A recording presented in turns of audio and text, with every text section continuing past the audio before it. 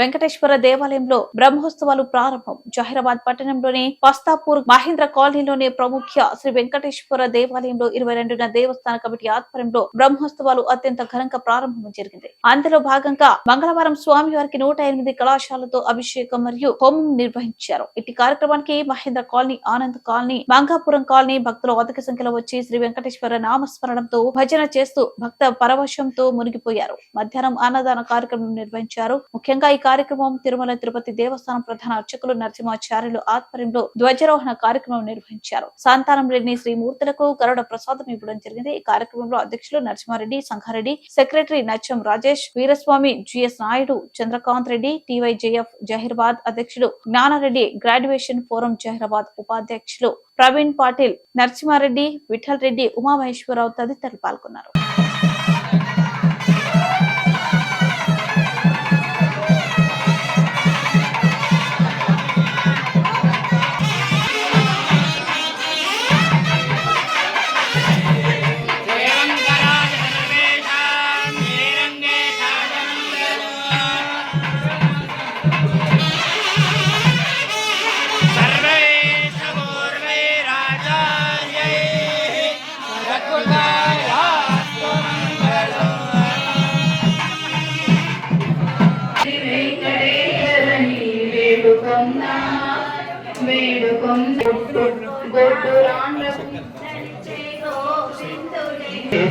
అనంత శయన శ్రీనివాస శ్రీ వెంకటేశ ఆదిశేష అనంత శయన శ్రీనివాస శ్రీ వెంకటేశ వేరు కొండలలో నెలకొన్న కోని తీరాయడు వాడు